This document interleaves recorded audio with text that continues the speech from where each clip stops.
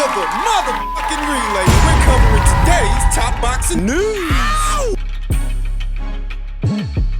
Okay, we'll start with this. I'm sure most of you have heard by now the latest scandal that has rocked the world of boxing. Alicia Baumgardner's undisputed reign in jeopardy after a positive drug test. The result that came after her decision win over her old rival, Christina Tszyu. BoxingScene.com has learned of a pre-fight drug testing A sample provided by the undisputed junior lightweight champion tested positive for mesterolone metabolite surrounding her July 15th unanimous decision win over Christina Tszyu. According to a report obtained by Boxing Scene, a urine sample collected July 12th by testers contracted through drug-free sport showed an adverse analytical finding of the banned substance. According to the test report, the lab received the sample to test on July 21st after having collected it on the 12th. The result was reported on August 10th, which showed mesterolone metabolite, one detected in the collected sample, which was classified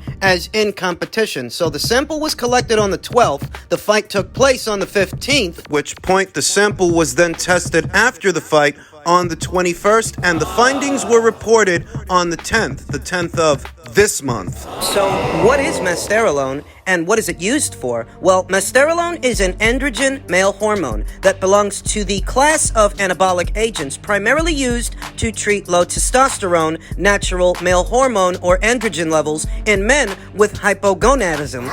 It is used to treat androgen deficiency and male infertility due to low hormone levels, i.e., it's testosterone. Sure, you guys are all aware the benefits an athlete would receive in performance in using testosterone, whether they're a woman or a man. And how that would aid in performance. That is the story, according to Boxing Scene, one of two banned substances that Alicia is reported to have tested positive for. Mesterolone is one. Primobolan is another. It's a mess is what it is, a big mess. Primobolan is one of the most effective steroids for losing fat and enhancing muscle growth. However, like all steroids, it can cause side effects. If any of you are left wondering why would an athlete, particularly a boxer, want to use a drug like Primobolan, what would be the added benefit?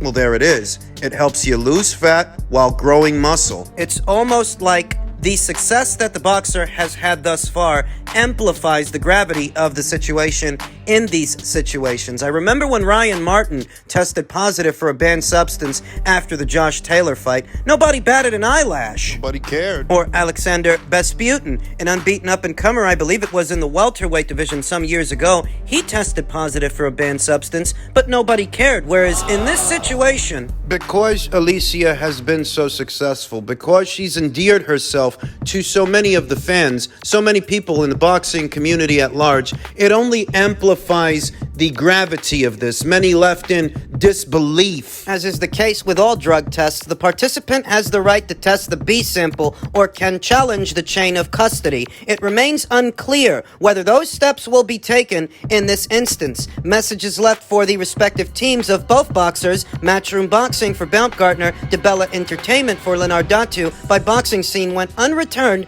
as this goes to publication. People don't want to believe it. I don't want to believe it. Being honest with you, though, in these situations, I've never seen one boxer, not one boxer in these situations, ever cop to the rap, ever just come out and admit that they were using something that they weren't supposed to be using. And because this is so uniform, because it happens so often, the fans themselves have become conditioned to not give the boxer the benefit of the doubt. Guilty before proven innocent as soon as these reports come out. That's how they treat these situations. That's how it is. Some are already pointing to Alicia Baumgardner's physique, her musculature, as the smoking gun, the red flag that indicates that she's been on something all this time. I've seen people like this. Seen people saying it. And I've always resisted those accusations in the past because musculature in and of itself, having defined muscles, is not a smoking gun for steroid use or the use of banned substances. Images of Alicia Baumgardner when she was very young show she's had that same physique when she was a child. And I don't think she was on Primobolan or Mesterolone when she was just 11 or 12 years old. The images are out there. You can see them for yourself. Though, irrespective of what I say here and now, the damage is already done because these situations are often treated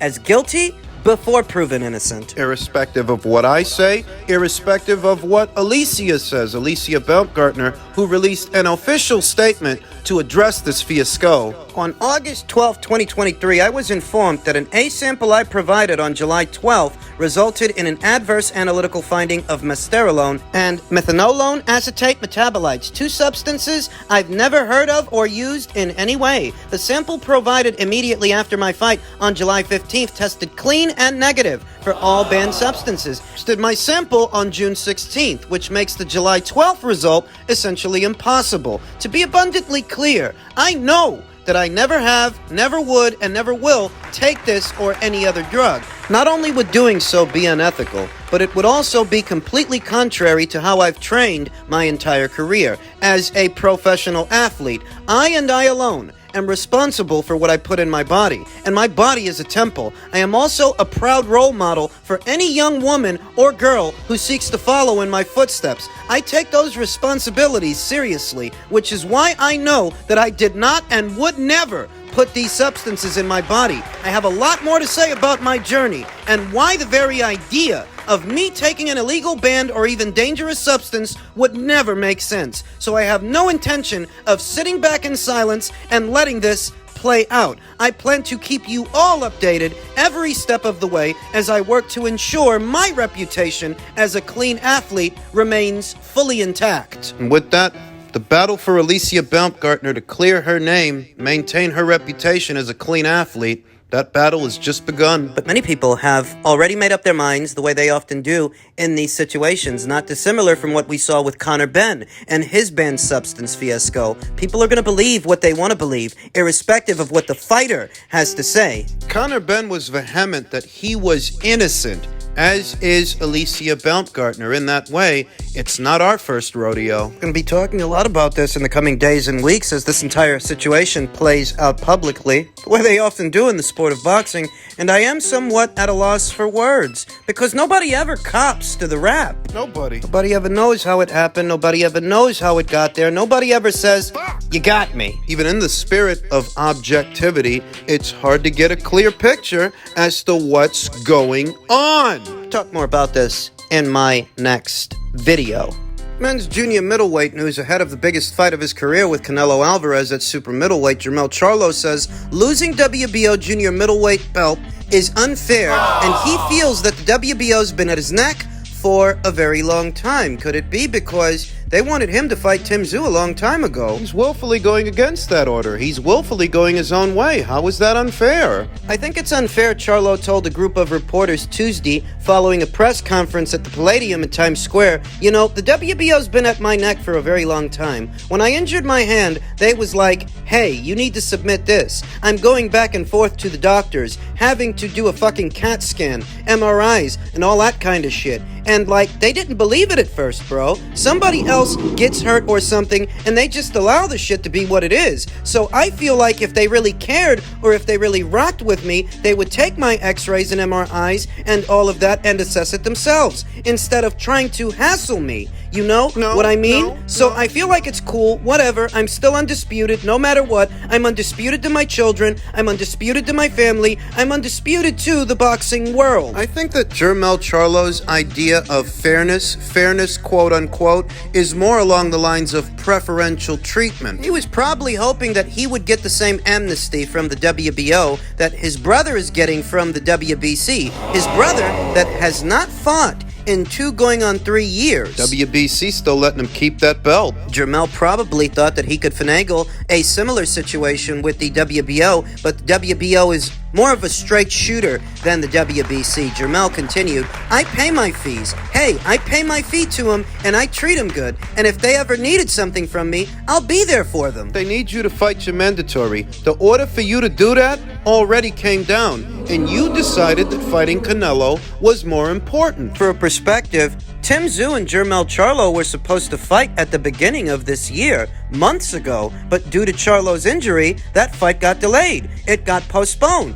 Months passed and the order eventually came back down for Jermell to fight this guy, and he decided that fighting Canelo was more important. How is that fair to Tim? And how is that fair to them? How is that fair to the WBO? You just want to have your cake and eat it too. You want to ignore their order, move up to super middleweight, make all this money with Canelo, all the while leaving the WBO title and its mandatory in limbo. If you win, what are they supposed to do? Wait for you to move back down? Wait until after a potential rematch with Canelo? That could be a year from now. And that's if you win. If you lose and you get yourself hurt, you get yourself knocked out, you might be out for an undisclosed amount of time. Is it fair that Tszyu wait for you when you were already ordered to fight him? No. Is it fair that you ignored the WBO's order? No. Jermell is not asking for fairness. He's asking for chicanery. He's asking for preferential treatment. And I applaud the WBO for choosing to act. Because that's their function. That's essentially what they're supposed to do. They're just doing their jobs. I don't know, bro, Charlo said. They've got their own favoritism.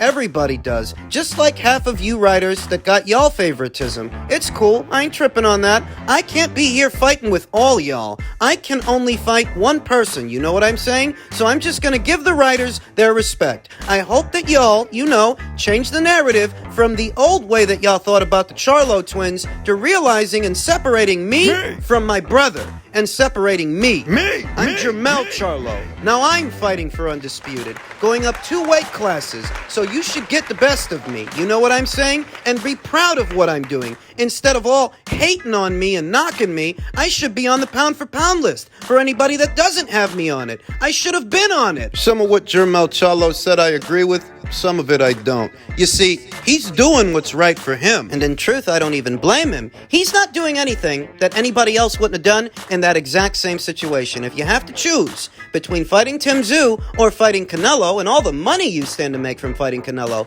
most boxers would elect to do the same thing Jermell did. And I don't have a problem with that. But the idea that it's somehow unfair. The WBO's not being unfair with you. They ordered you to fight this guy before Canelo even came into it, and you ignored them. So what are they supposed to do? And what's Tim supposed to do? Sit on his hands and wait for you? Give himself a stranger while he waits? The show must go on at 154. Jermell Charlo or no Jermell Charlo? He hasn't left them with much of a choice but to strip him. Sounds a lot like Jermell perhaps wanted that safety net to be there, that in the event things don't work out with Canelo, he would still be an undisputed champion at junior middle. That's what it sounds like, but that's preferential treatment. That's not fairness. Not that I think Jermell is going to return to junior middle, because I don't. You know what the rule of thumb is, at least when it comes to the guys. The girls move up and down in weight more easily than the guys do. When it comes to the guys, when you go up, you stay up, because if you come back down, you're going to lose something on the way there. Like Roy did when he moved all the way up to heavyweight, then decided he wanted to move back down in weight.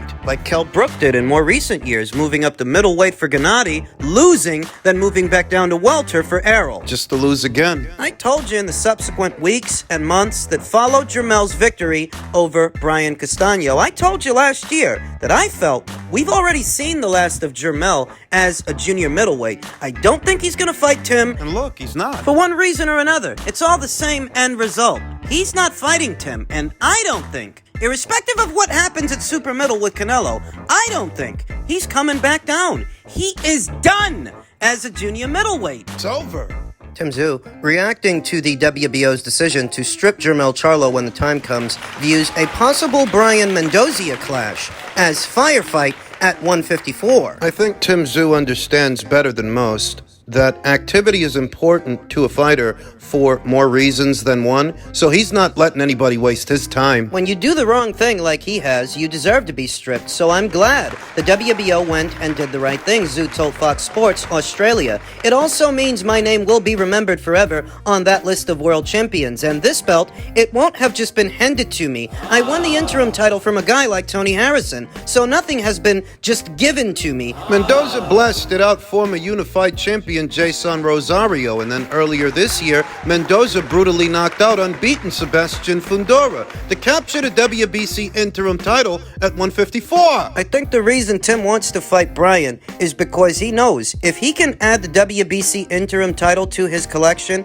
not only will he be in a pole position by way of the WBO to become a champion, but the WBC as well. Dual mandatory status, we've seen it before. Over a year ago, when former champion Daniel Roman became the dual mandatory for Stephen Fulton by way of both the WBC and the WBO. That's what I think Tszyu is shooting for. It's a smart play. Right now, the top 3 in our division is Charlo, myself, Then Mendoza. He's the WBC interim champion, sharp and slippery, throws unorthodox punches, and he has power in both hands. Boasts highlight reel knockouts. So when you look at his last few performances and my last few performances, it's fireworks in the division right now, Tszyu said. And my biggest challenge to date with the Fundora KO, it was all timing, caught him off guard. Fundora's hand was placed just slightly where it shouldn't have been, and that's all it took. I respect every fighter who gets into the ring, and as a potential opponent, I respect Mendoza, but I'm not the type of guy who gives out kisses, hugs, or appreciation posts. I just know, if a fight between us gets signed, I'll need to get switched on for every round I'm in there. He's already started studying, Brian. He's got his eyes on that guy because, as stated, he's not going to let anyone waste his time, Jermell Charlo included. He probably figured, Jermell's dragging his feet, this fight between me and him ain't gonna happen, so what fight will? Remember, he was supposed to fight Jermell earlier this year, but because of Jermell's reported injury, they didn't fight, and Tim didn't waste any time. He scheduled a fight with former champion Tony Harrison. Then another with Carlos Ocampo. Both fights ended in highlight reel knockouts that lend themselves to Tim Tszyu's sharpness, his ability, and marketability, his marquee value. A lot of Americans still struggle with this. They struggle with the notion that Tim Tszyu is a much bigger draw in his own country than any of the other junior middleweights are in this one. They struggle with that. They don't want to believe it. Just look at the size of the crowds that he draws in his own neck of the woods as opposed to what the junior middleweights are doing here stateside. It's no comparison. So what Tim Tszyu needs to do is offer Brian something substantial enough to make him travel. Substantial enough that compared to what the other guys have got to offer him, there's no comparison. Potential Sebastian Fundora rematch. If you saw the first fight and you looked out into the stands, there was barely anybody there. So if you're Tim Tszyu and you're No Limit Promotions, offer Brian more than he would stand to make fighting Sebastian again. To my knowledge, Sebastian didn't have a rematch clause going into that thing. They viewed Brian Mendoza as just an opponent, a body to put in the ring with Sebastian. As it turns out, he beat Sebastian, so Brian should get to move on. He should make a big purse with Tim Tszyu in Australia this fall. That should be the play. We don't need a Mendoza versus Fundora rematch. We don't. The show must go on at 154 because no other 154-pounder is creating the excitement and the interest that Tim is creating. It's the truth. What's best for the division is more Tim Tszyu.